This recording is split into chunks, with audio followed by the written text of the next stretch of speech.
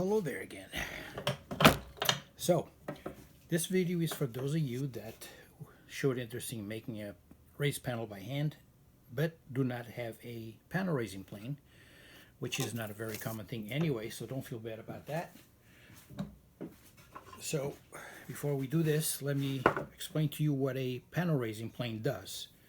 And since you don't have it, you'll see what you have to worry about that the panel raising plane does. But because you don't have it, you have to be concerned about those things. Okay, so the most important thing on a panel raising plane is the fact that the cutter is skewed. Okay, it's not perpendicular to the sides of the plane, and two reasons for that. The first reason, and the most important one, is that the cutter like that will cut a smooth on the end grain. If it was perpendicular to the side of the plane, it would leave you a rough finish. The other thing that it does is, by it being angled that way, it naturally pushes the plane up against the panel. Okay, so it will have a tendency of always pushing up against the panel, so you don't have to worry that you are accurately following the fence or getting away from it. The plane does that for you. The other thing that it does on this cutter, which is very important, is when it cuts across the grain, the side of the cutter actually cuts just like the bottom, leaving you a nice sharp edge there. Okay, you have to be careful with that so it does not tear. Your rabbet plane won't do that. Some of these planes also have, like this one, a nicker that goes across, that cuts prior to that part of the iron, and even further eliminates the possibility of tearing out the end grain there. This particular plane, one thing that it does that's very handy is that it has a flat. It creates a flat on the profile all the way around the panel, about 3/8 of an inch, and that's the part that goes into the groove in the stiles or the rails of the frame. Not all of them have that, and yours done with the other two planes will not have that. Okay, now this one also does not have that, so it gives you the same type of panel, which is just a wedge. The thing that you have to be concerned about that is that that panel has to have a perfect dimension widthwise and lengthwise, because if it is too skinny there, if it's too narrow, therefore you're going to fall on the skinny part of it, and it's going to be loose inside of that groove. If it's too wide or too long, then you're going to be further into the wedge, and it's going to be too tight. When the panel expands, it may even crack the molding on that style, because it's just wedged to begin with. You know, these panels are supposed to float back and forth on the frame. Okay, so it's very important. This particular plane does that, which gives you a lot more possibilities of how off you can be with this panel, because again, it's floating on the flats. So, just like before, the first thing you do is you need to scribe the field on the panel with a marking gauge, which puts a scratch or a cut. This one actually cuts where the field of the panel is going to be. Like me, you probably need to run a pencil on that cut, because otherwise it's too hard to see. Okay, so there you go. And you're going to determine, in this case, it doesn't matter where we put it, but we're going to determine where this panel, the angle is going to go to, and that would be the part that you would have to be careful determining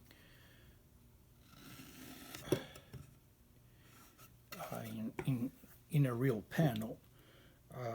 Where that is, because you want that face to be always flush or slightly under the frame, the face of the frame. So depending on the thickness of the panel, on your frame, and how you're going to have this panel, you're going to decide where to put that line. For example, here, if this was going to go into a 3/4 inch frame, you probably would want to then put a rabbet on the back of it, or also make the other side a raised panel. Many ways to do it, but that you got to worry about that in the actual work. I never finished my panels prior to doing this, because if there's a little tear out from the plane on the top, you're going to plane that anyway, so you're going to get rid of it. An additional measure to prevent that is right now take a knife and just score that a little bit more, make it a little deeper, reduce the chances of tearing out that area when you plane.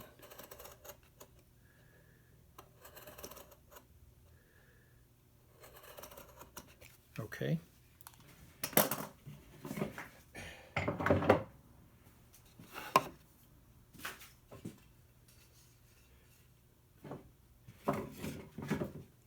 Okay, so because you don't have a fence on these planes, you're going to use a rabbet plane, and you're going to use a smoothing plane. The rabbet plane, if you have a rabbet plane with a skewed cutter like that one, it's better because, again, it keeps it up against the fence, and although it doesn't matter in this case, it does make a smoother cut here. You could do it all with a rabbet plane if you had one that was wide enough to make the whole panel. Unfortunately, most of them are not, so you have to use two planes. First, you use that to determine the depth of the field all the way around, and with the second plane, the smoothing plane, you're going to angle it and go to that line, basically connect point A with point B.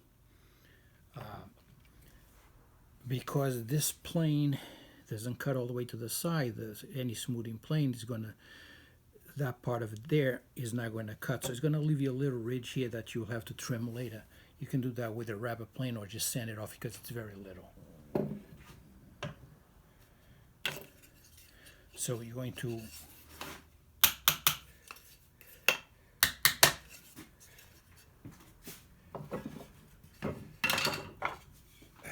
this one.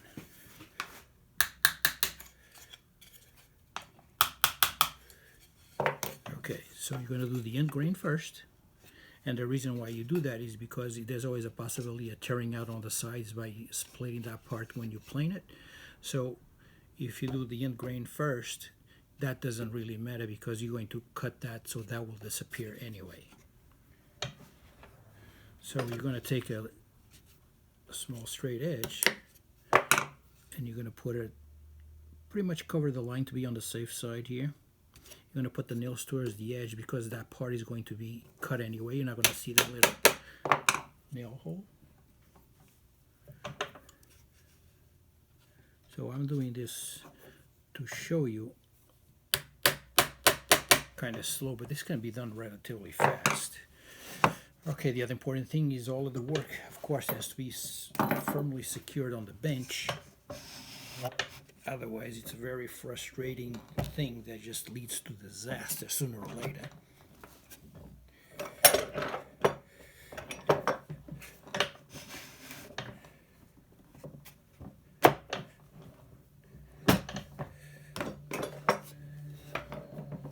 Okay, I think we got it. Okay, so now we're going to cut across.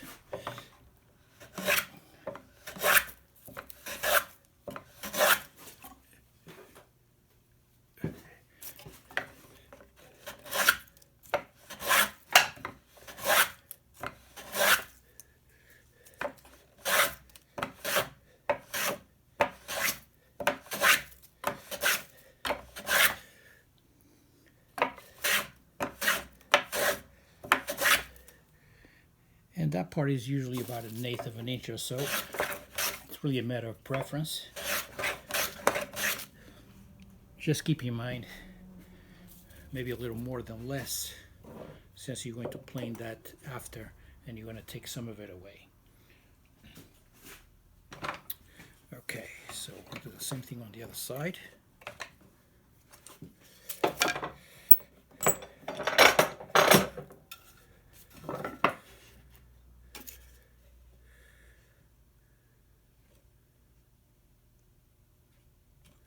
Again, just cover the line.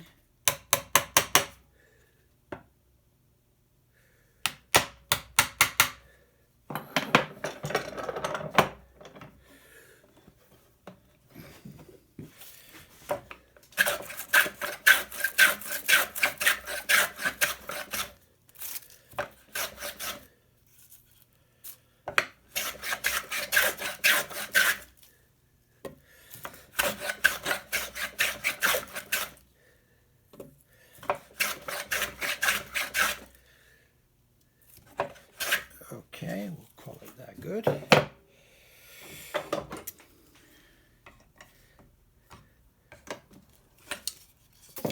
And now we do that lengthwise.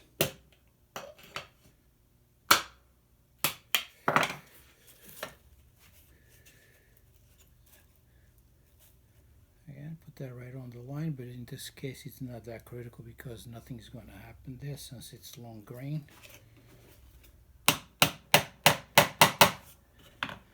Again, you put your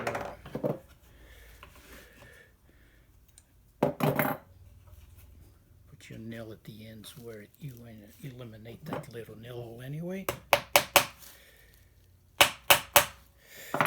And now you're just trying to connect point A with point B. That's just how deep you want to go.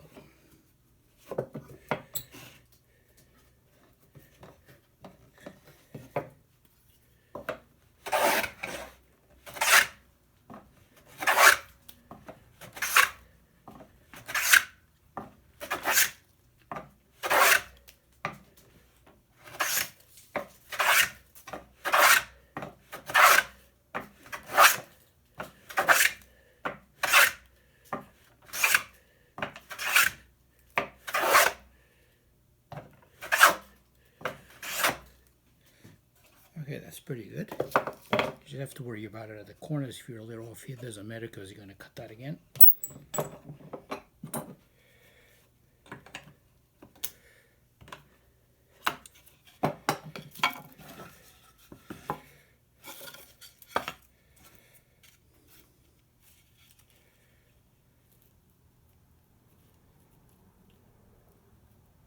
Now, if you have a rabbet plane that has a fence, you don't need to do this part with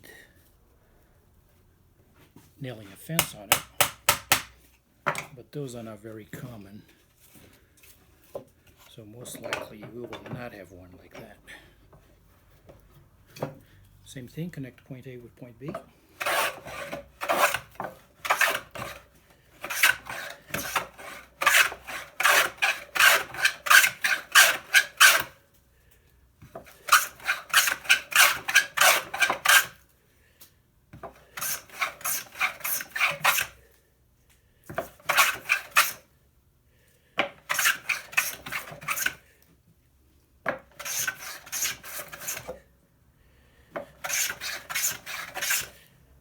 That's good.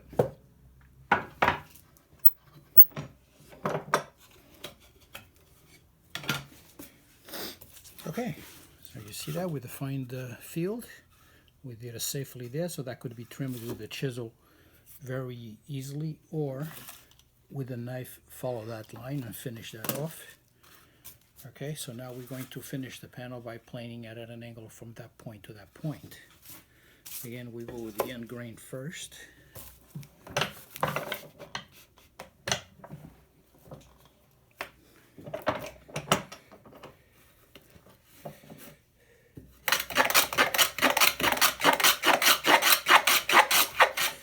We tilt the plane.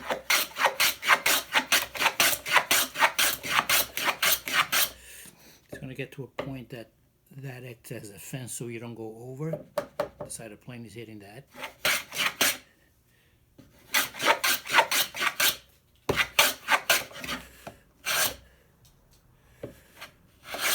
Okay, but again, because of that, it leaves a little ridge that you trim that either with the rubber plane.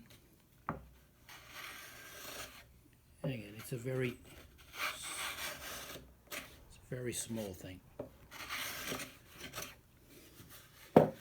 Since you got to sand it anyway, most likely you probably just sand that off. To the other side.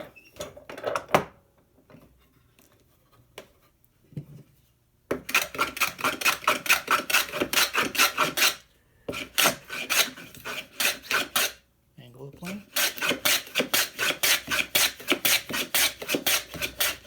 So now following that,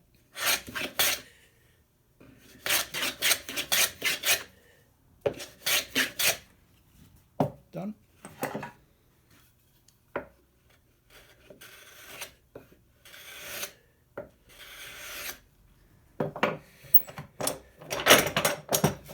do it long grain.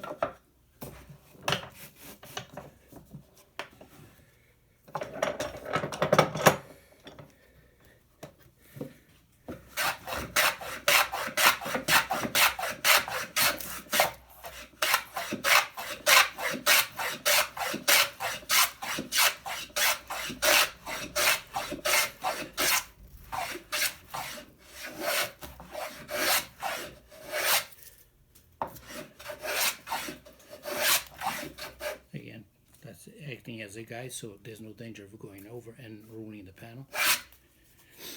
And what you're trying to do here is create that mitered look, connecting that point with that point. When you have that, then you are on the line and you are correct in the depth.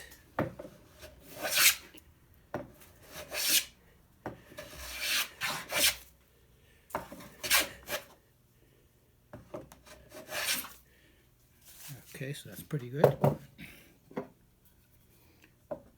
Take care of that little ridge. Got it?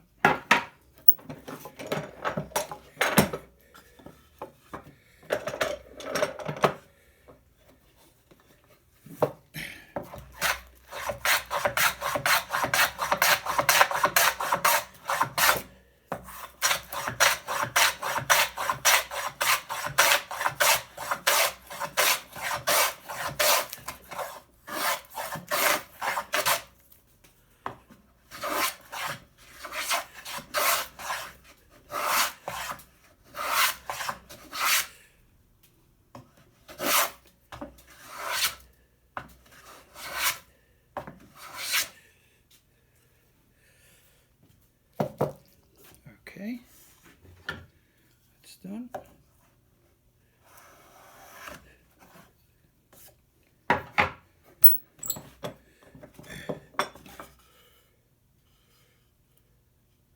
Okay, went a little bit too much there and not enough there, so we can adjust that.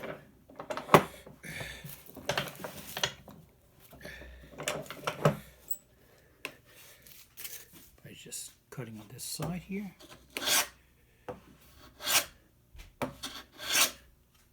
And it's done.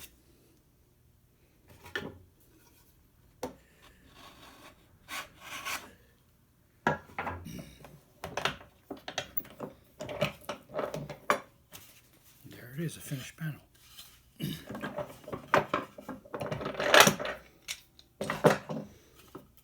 now you just finish it up.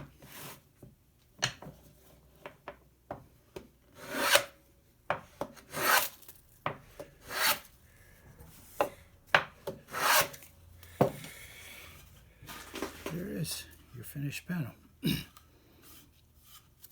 pretty much it. Simple and can be done relatively quickly. Thanks for watching.